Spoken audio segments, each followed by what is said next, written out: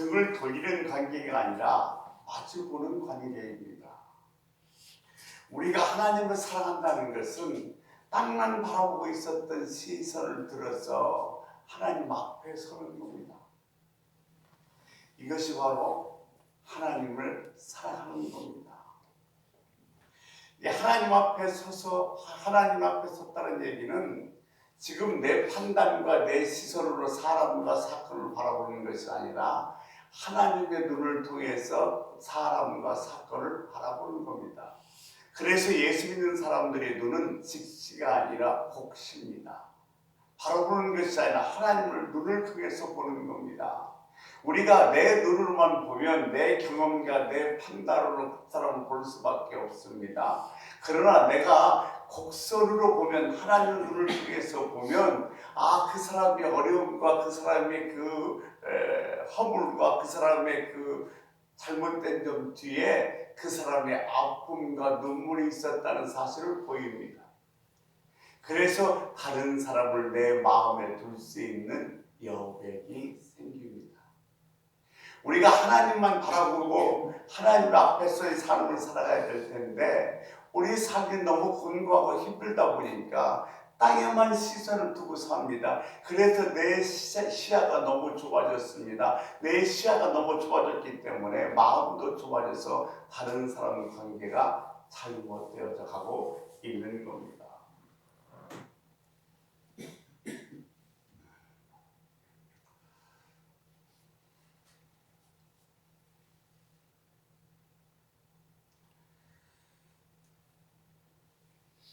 지금 하나님께서는 너희는 내게로 돌아오라고 말씀하고 계십니다. 돌아오기 위해서는 어떻게 해야 되냐면 내가 있어야 할 자리에서 벗어났다는 사실을 절실하게 깨달아야만 됩니다. 근데 내가 지금 있어야 할 자리를 벗어났다는 사실을 절실하게 깨닫기 위해서는 오늘 요엘서 2장 12절에서 뭘 얘기하고 있냐면 금식하고라고 얘기하고 있습니다. 금식하고라는 것은 그냥 밥을 굶는 것, 형식적으로 밥을 굶는 것을 이야기하는 것이 아니라 내 마음속에 정말로 절실하게 내가 하나님을 따랐구나 하는 사실을 깨닫기를 원하시는 겁니다. 오늘 내가 정말로 하나님을 따라서 내 삶이 얼마나 각박하게 살았는지를 절실히 느끼는 것, 그것이 바로 뭐냐면 금식하는 마음이고 그 마음을 가질 때 비로소 하나님 앞에 돌아올 수가 있다는 겁니다.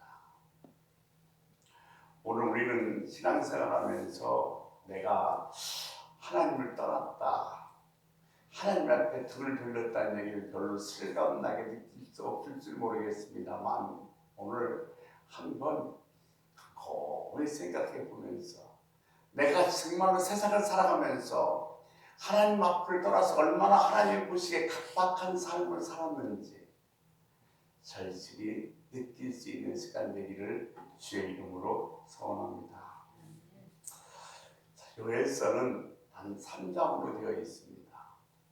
그런데 이 요엘서는 상당히 시적인 부분으로 기록되어 있습니다. 그래서 요엘서의 내용을 보면 상당히 비유적이고 은유적이고 점증적으로 기록되어 있습니다. 요엘서 1장 1절의 말씀을 보면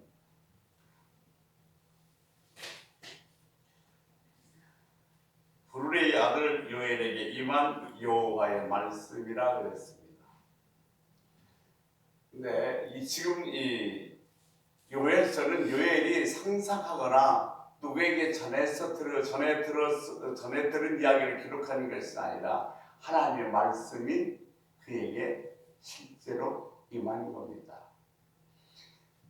그런데 1절에서 부두엘의 아들 요엘이라고 한 얘기는 뭐냐면 하나님의 음성은 물론 어느 날 내게 그 감성이 갑자기 훅 들어오기도 하지만 이렇게 아버지가 아들을 통해서 어머니가 딸을 통해서 신앙의 계승으로 말미암아 이어지고 있다는 사실입니다. 그래서 우리가 신앙생활하면서 그냥 나만 예수 잘 믿고 끝나는 것이 아니라 신앙의 다음 세대로 내 자녀에게 계승될 수 있도록 많이 애를 써야 할 것입니다. 오늘 요엘서는 예언서입니다. 예언서는 대예언서와 소예언서로 나눠지고 있습니다. 대예언서는 5권, 소예언서는 12권입니다. 그런데 지금 하나님 말씀을 대언해야 되는데 이 대언의 말씀이 그대로 이루어지는 것이 좋을까요? 이루어지지 않는 것이 좋을까요? 사실 하나님께서 이렇게 예언한 것은 이렇게 되라고 하는 것이 아니라 너희들이 이렇게 될 것인가 정신 차리고 이렇게 되지 않도록 하나님께 돌아오라는 의미에서 이 예언의 말씀을 주신 겁니다.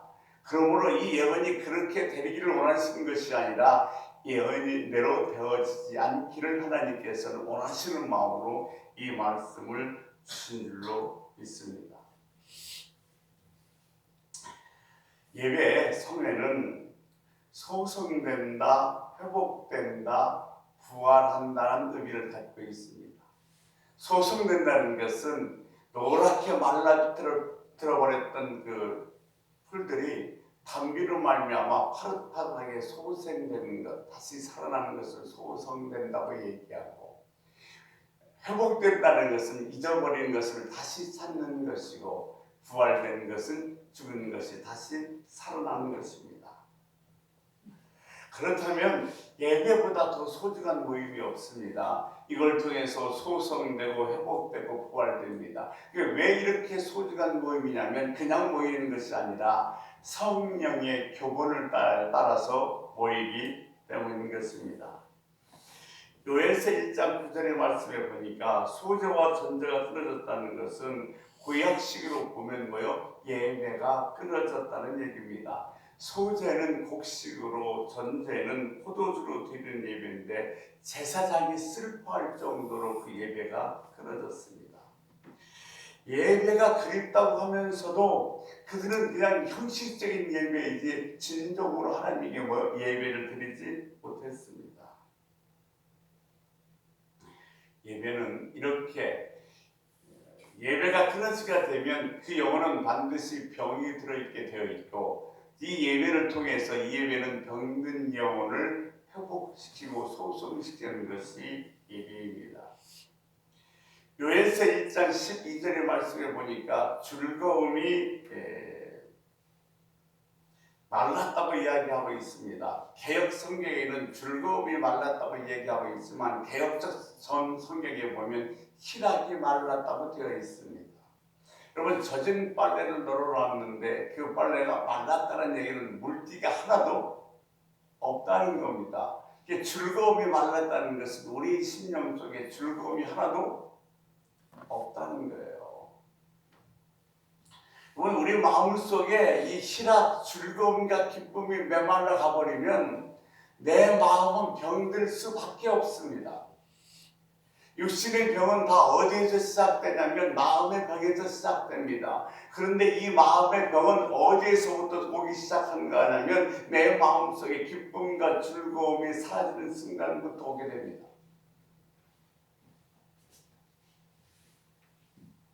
그래서 잠언서에서도 너희는 무릇 지킬 만한 것보다도 내 마음을 지키라고 그랬고, 마귀는 우리 안에서 이 희락, 즐거움과 기쁨을 빼앗아 가려고 얼마나 몸부림치는지 모릅니다.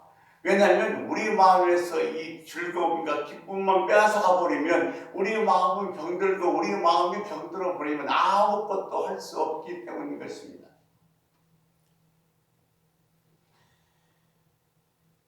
성령님의 사역은 복음을 전파하고 사단을 결박하고 우리 마음을 회복시킵니다. 한 주간 우리가 살아가면서 여러 가지 사건과 여러 가지 아픈 일 때문에 내 마음의 기쁨과 즐거움이 메말라 버렸다면 오늘 이 예배를 통해서 그 기쁨이, 즐거움이 회복되는 귀한 시간 되기를 소원합니다. 우리가 살아가는 데 있어서는 3가지 에너지가 필요합니다. 지적인 에너지입니다. 지식이 있어야 됩니다. 그래서 뭐라고 이야기하는가 하면 아는 게 힘이라고 얘기합니다. 또한 그래서 물리적인 힘이 필요합니다. 돈이 힘입니다. 또 하나 우리에게 필요한 에너지는 뭐냐면 마음의 에너지입니다. 아무리 많이 벌었고 내가 아무리 많이 배웠다 할지라도 내 마음에 이 에너지가 말라버리면 아무것도 할 수가 없습니다. 그러나 내가 가진 것이 없고 내가 배운 것이 없다 할지라도 내 마음속의 에너지, 내 마음의 즐거움과 기쁨만 있다면 어떤 일도 할 수 있고 해낼 수가 있는 겁니다.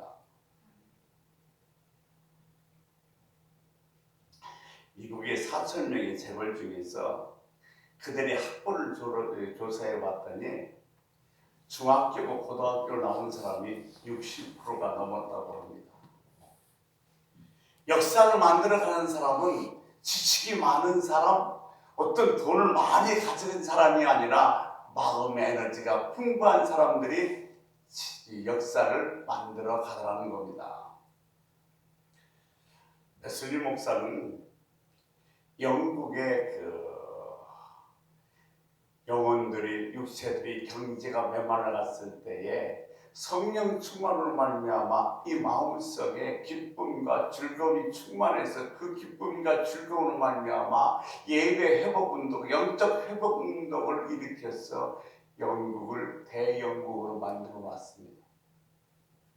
미국이 세계적인 공약에 빠졌을 때에 무슨 대단한 사람이 아니라 구두성고 무디가 그 성령 충만으로 말미암아 이 마음에 나는 배운 것도 없고 가진 것도 없지만 내 마음이 기쁘고 즐거우니까 그것으로 예배 회복 운동, 영적 회복 운동을 벌여서 지금의 미국을 만들어 놨습니다.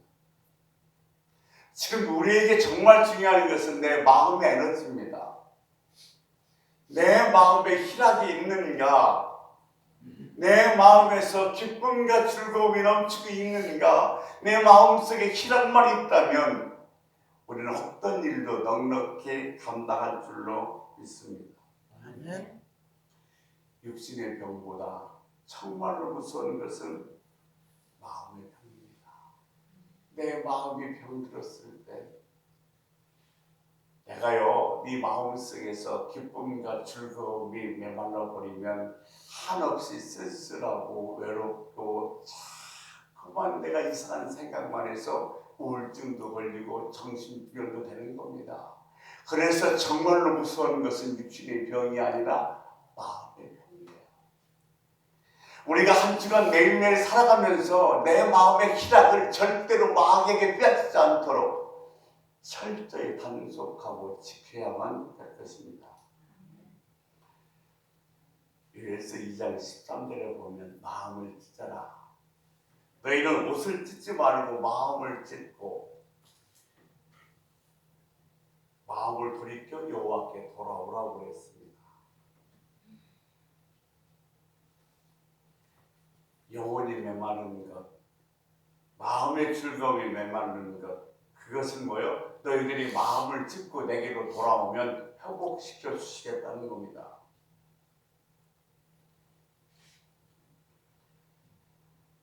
또 요엘서 1장 4절에 보면 합종이가 남은 것을 메뚜기가 먹고 메뚜기가 먹는 것을 느치가 먹고 느치가 먹고 남은 것을 뭐예요? 황축이 먹었다고 그랬어요. 먹고 먹어서 사람이 먹을 것이 없습니다. 수고는 사람이 했는데 다 그 팥충과 메뚜기를 먹어버려서 사람에게는 먹을 건 없는 게 이것이 바로 뭐냐면 저주입니다. 저주라는 것은 다른 것이 아니라 내가 수고해서 얻었던 재물들이 뭐예요? 그래서 빠져나가는 것, 이것이 바로 저주입니다. 이 모습을 보고 계셨던 하나님께서는 안타까워서 우리들의 이 병든 환경을 메마른 마음으로 회복시켜 주려고 내게로 오라고 예배로 부르신 것입니다. 나를 사랑하는 하나님의 사랑이 얼마나 크신지, 나를 생각하는 하나님의 생각이 얼마나 기쁘신지 더 이상 나를 그냥 볼 수가 없어서 내 삶에서 어려움과 저주가 임하는 걸 더 이상 볼 수 없어서 나를 회복시켜 주시겠다고 오늘도 저와 여러분을 이 예배로 초청하신 줄로 믿습니다. 아멘. 하나님께서는 우리들이 예배만 받으시는 것이 아니라 이 예배를 받으시고 우리를 소성시켜주고 우리를 회복시켜주는 줄로 믿습니다. 아멘. 그러면서 하나님께서 말씀하십니다. 뭐라고 말씀하시는가 하면 너희를 향한 나의 생각은 저주가 아니고 복이다. 너희를 향한 나의 생각은 병든 것이 아니고 건강이다. 너희를 향한 나의 생각은 쾌락이 아니고 거룩이다. 예배의 핵심은 하나님과 뭐요? 하나가 되는 겁니다. 예배의 핵심은 하나님 안으로 내가 들어가는 겁니다. 예수님 안으로 내가 들어가는 겁니다. 성령님 안으로 내가 들어가는 겁니다. 그런데 내가 예수님 안으로 들어가려고 하는데 예수님께서 내 안으로 들어오시려고 하는데 그것에 방해되는 것이 있다는 겁니다. 그 방해되는 것이 뭐냐면 바로 내 마음이라는 거예요.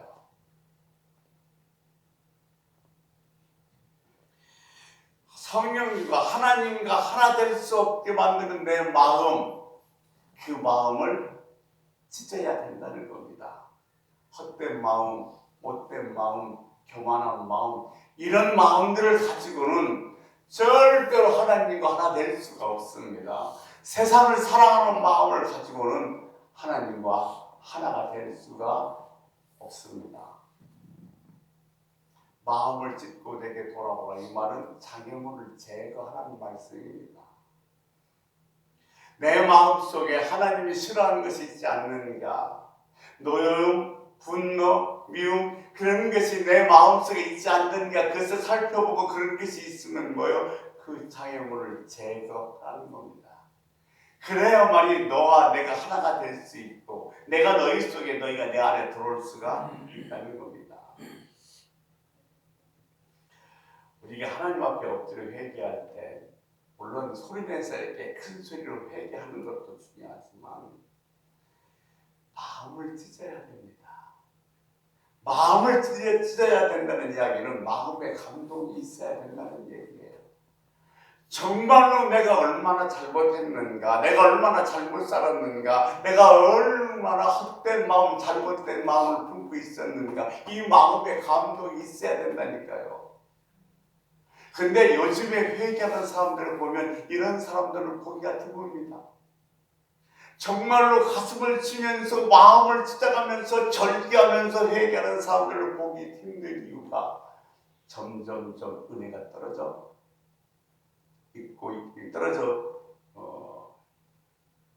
있어지고 있기 때문입니다. 하나님의 은혜를 받고 하나님의 사랑을 알고 하나님의 역사를 체험하는 길은 내가 마음을 찢는 길입니다. 정말로 내가 내 마음을 찢어서 하나님과 하나가 될 때 나는 하나님에게 은혜를 받고 하나님의 사랑이 뭔지 깨닫고 하나님의 역사를 체험하게 될 줄로 믿습니다.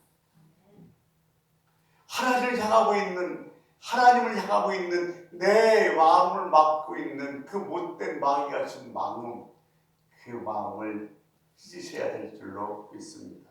아멘. 예배는 마음을 찢고 하나님과 하나가 되는 겁니다. 그래서 잃어버린 예수를 회복하는 겁니다.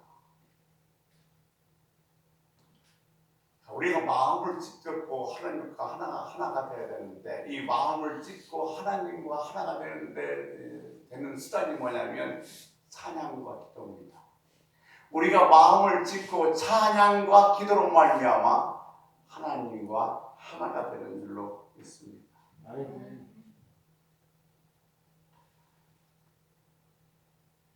내 마음에 더러운 것은 없는가, 못된 것은 없는가, 추한 것은 없는가, 그 살펴보고 내 마음을 찢어야 합니다.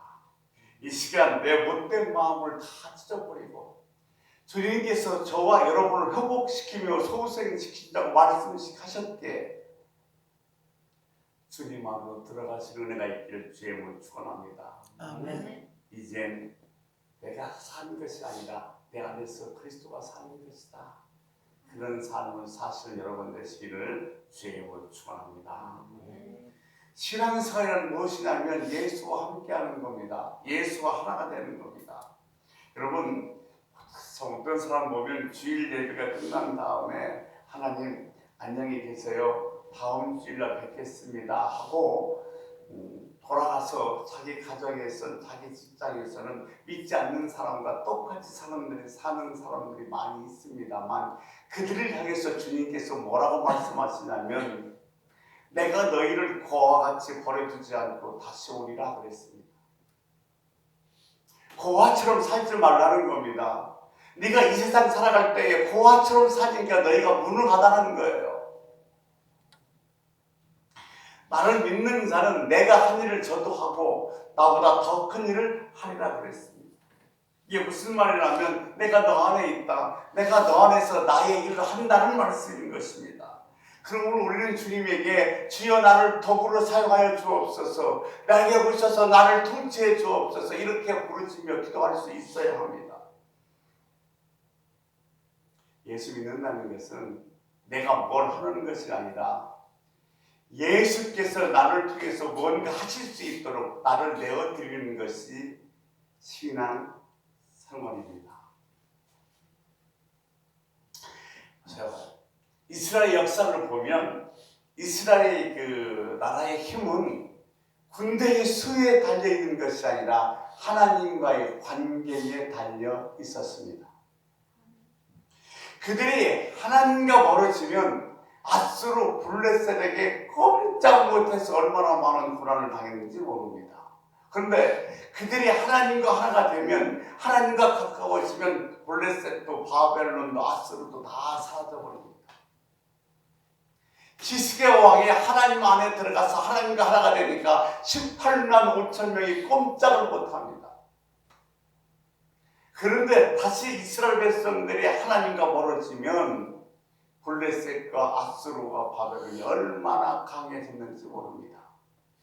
지금도 이것은 반복되고 있습니다.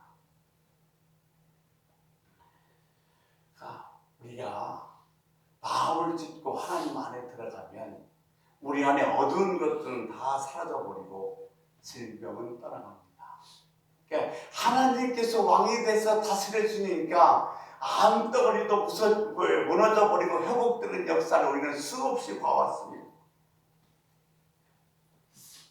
심판의 날에 어떤 사람에게는 심판의 날이 아니라 구원의 날이 되기도 합니다. 노아의 홍수 때에 세상은 심판의 날이었습니다. 그러나 노아는 구원의 날이었습니다. 소돔과 고모라 성이 무너질 때에 소돔과 고모라 성은 심판의 날이었지만 롯에게는 구원의 날이었습니다. 왜 그러셨을까요? 하나님께서 긍휼을 베푸신 겁니다. 하나님께서 긍휼을 베푸셨다는 것은 불쌍히 여기셨다는 겁니다. 그런데 보세요. 탕자가 아버지를 떠났을 때는 아버지의 긍휼을 입지 못했습니다. 근데 집을 나갔던 탕자가 집으로 돌아오자 비로소 그 아들은 아버지의 긍휼을 입습니다. 먹이를 시켜라, 새 옷을 입혀라, 새 신발을 시켜라, 가락지를 끼워라, 소바지를 잡아라. 우리가 하나님 앞에 돌아올 때, 하나님과 하나가 될 때, 내 마음, 못된 마음, 잘못된 마음이 교만한 마음, 이걸 짓고 하나님과 하나 될 때 하나님께서 우리를 회복시키고 치유시키며 놀라운 기적의 역사도 베풀어 주실 것입니다. 이런 은혜가 여러분에게 있으시기를 축원합니다. 아멘. 요엘서 2장 19절 말씀에 보면 여호와께서 그들에게 응답하여 이르시기를 내가 너희에게 곡식과 새 포도주와 기름을 주리니 너희가 이로 말미암아 흡족하리라. 너희가 바다들 가운데서 욕을 당하지 않게 할 것이며 그랬습니다. 욕이라는 것은 생각하기도 싫은, 기억하고도 쉽지 않는 수치스럽고 창피한 것이 바로 그냥 욕입니다. 그런데 너희가 내게로 돌아오면 나와 하나가 되면 다시는 그 욕을 당치 않게 하시겠다는 거예요.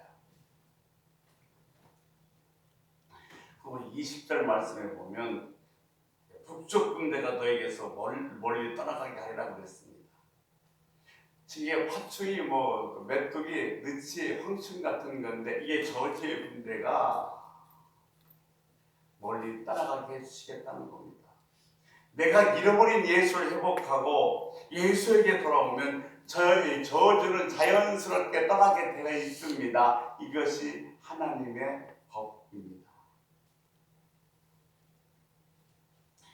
앞서서 말씀드렸습니다만 요엘서 1장 12절 말씀에 보면 여호와의 말씀이 너희에게 이제라도 금식하며 울며 애통하고 마음을 다하여 내게로 돌아오라 그랬습니다. 울며 애통해야 됩니다. 내 삶을 되돌아보면서 울며 애통할 수 있어야 됩니다. 누구에게 상처받고 누가 나한테 비난하고 그래서 울며 애통하는 것이 아니라 내가 내 삶을 되돌아보면서 나의 부족함을 알고 울며 애통할 때 그 눈물은 내 영혼의 부동액이 됩니다. 그 눈물은 내 영혼을 마르지 않게 한다는 겁니다. 내가 흘리는 눈물이 영혼의 부동액이 되는 경우는 두 가지가 있습니다. 첫째, 정말로 나의 부족한 것, 나의 연약한 것, 그것을 깨닫고 오를 때와 또 하나는 다른 사람이 고통 속에 있을 때 그 고통을 줄이기 위해서 같이 울어질 때 흘리는 눈물, 이 눈물은 내 영혼을 마르지 않게 하는 영혼의 부동액이 되는 것입니다. 마음을 다하여 내게로 오라고 그랬습니다. 애통하며, 이게 애통한다는 것은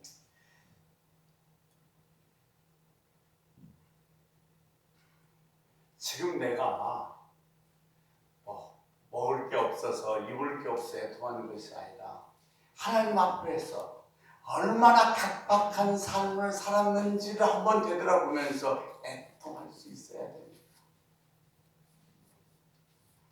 그럴 때 하나님께서 회복시켜 주시겠다는 겁니다. 마음을 다하여 나에게 돌아오라. 마음을 다한다는 얘기는 우리가 뭔가 열심히 하는 게 아니라 내 있는 그대로 하나님께 내어놓는 겁니다. 나의 부족한 모습, 나의 수치스러운 모습, 그 모습은 하나님께 그대로 내어놓는 것이 마음을 다하는 것이며 그럴 때 하나님께서 저와 여러분을 온전하게 하실 줄 믿습니다. 구약 성경에 보면 성회가 두 가지 성회가 있습니다. 하나는 미스바 성회고 하나는 우리도 알다시피 느헤미야에서 나오는 스모나 광장의 성회입니다. 근데 미스바 성회의 강사는 사무엘이었고 스모나 광장의 강사는 에스라였습니다. 미스바 성회의 주제는 여호와께 돌아오라는 것이었고 스모나 광장의 성회는 하나님 말씀으로 돌아가자는 것이었습니다. 미스바 성회에 미스바에 모여서 이스라엘 백성들이 뭐만 하냐면 기도만 합니다. 성문학 성회에서는 그들이 모여서 하나님 말씀만 듣습니다. 한 군데는 기도만 했고 한 군데는 말씀만 들었습니다만 그들의 효과는 동일하게 나타났습니다. 마음을 찢고 회개한 역사가 일어나는 겁니다. 미스바 성에는 우상을 집어 던져버리고 회개하며 여호와께로 돌아왔고 스모나 광자의 성에는 눈물을 흘리면서 우리가 11조를 드리지 못한 것, 안식일을 지키지 못한 것, 이방인과 결혼하는 것을 회개하면서 하나님 말씀으로 돌아옵니다. 미스바의 성회가 일어나기 전에는 바로 요엘 1장과 같은 상황이었습니다. 미스바 성회는 전에는 이스라엘 백성들은요 블레셋에 의해서 아주 어려움을 많이 당하고 있었습니다. 그래서 그 당시에 블레셋과 전쟁을 하는데 엘리의 제사장이 아들 홈리와 비니아스가 그 벗기를 가지고 전쟁에 나갑니다. 왜냐하면 지금 전쟁에서 졌는데 벗개만 가지고 나가면 전쟁에서 이길 줄 알고, 왜? 전쟁은 하나님의 임재를 의미하니까 하나님이 임재하신 벗개만 들고 나가면 그들은 전쟁에서 이길 줄 알았습니다. 법궤를 들고 나가서 이기는 것이 아니라 우리가 회개하며 마음을 찢고 하나님과 하나가 될 때 승리할 수 있는 줄로 믿습니다. 아멘.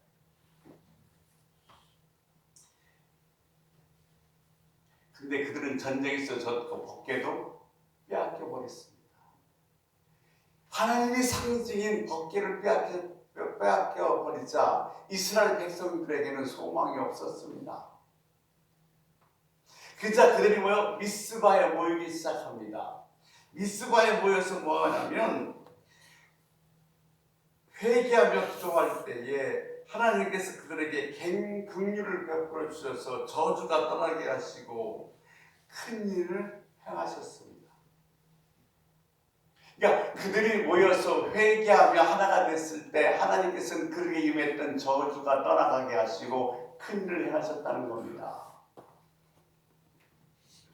적군이 보니까 미스바에 모여서 이스라엘 백성들이 뭘 하고 있냐면 모여서 뭐 작전 회의를 하고 훈련하는 것이 아니라 기도만 하고 있습니다. 그러니까 기도만 하고 있으니까 바로 이때다 싶어서 블레셋이 총 공격을 합니다. 그런데 그들이 회개하면서 하나님 하나 되었을 때 그들이 엄청나게 강력한 나라가 되어버려서 블레셋 나라가 꼼짝을 못하고 퇴폐해서 돌아가게 되는 겁니다.